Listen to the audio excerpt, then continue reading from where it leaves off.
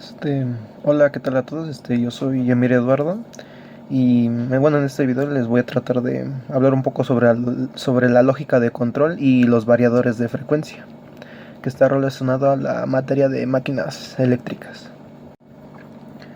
Bueno, aquí trataremos de abarcar 5 puntos que se me hicieron más o menos los relevantes, por así decirlo, de mi parte, los cuales serían el circuito de enclavamiento, la etapa de control, igual la etapa de potencia, la lógica de los contactos y el variador de frecuencias.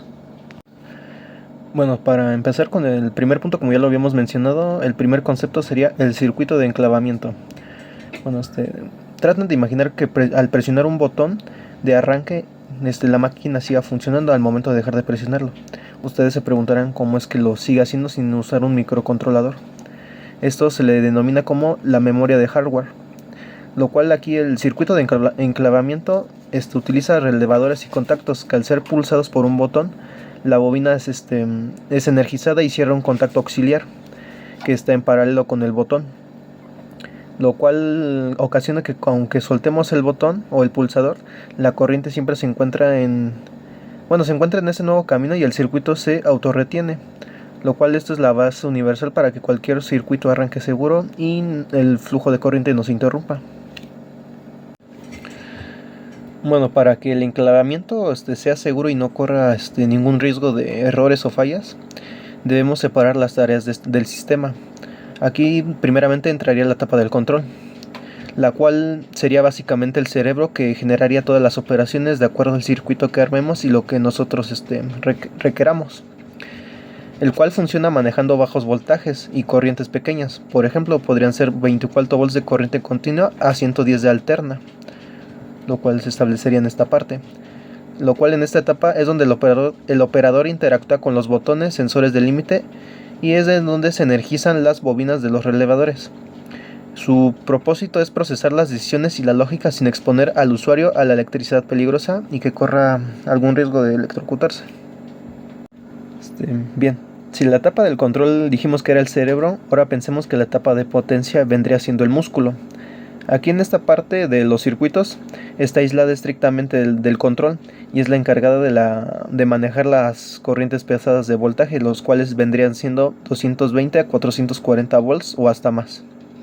Cuando esta etapa del control manda la orden, los contactores principales se cierran y dejan pasar las altas corrientes hacia las cargas finales, las cuales vendrían siendo como los motores trifásicos de gran caballaje de fuerza, las resistencias térmicas o los sistemas de bombeo. Bueno, aquí nos preguntaríamos cómo es que piensan las etapas de control qué realizar o qué acciones hacer.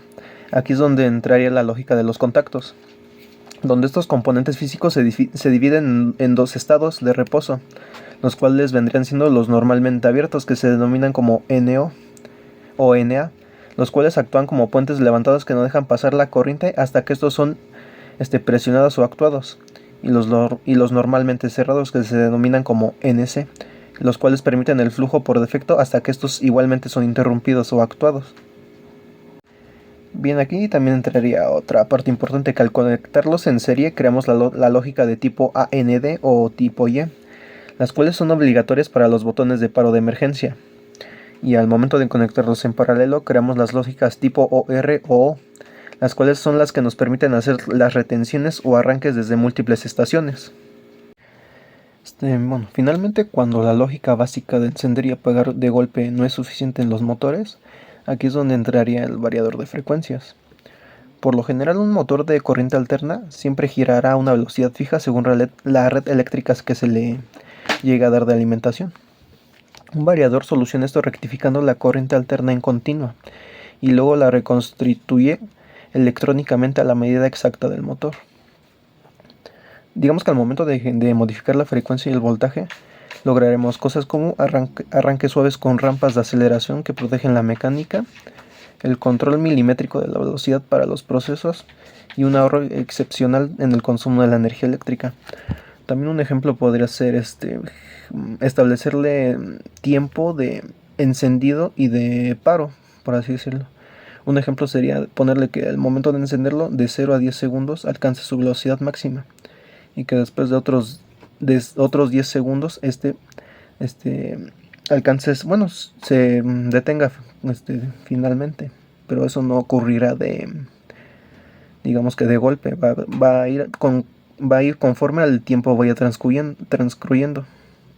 Y pues, para concluir con esto, el dominio de estos 5 conceptos nos permite ir desde desde la simple lógica de los botones hasta la eficiencia avanzada de la variación de frecuencia, lo cual desde mis puntos de vista son indispensables para cualquier ingeniero que busca automatizar procesos de forma segura y robusta. Y pues prácticamente sería todo de mi parte. Les agradezco su atención y nos veremos en otro video. Hasta luego.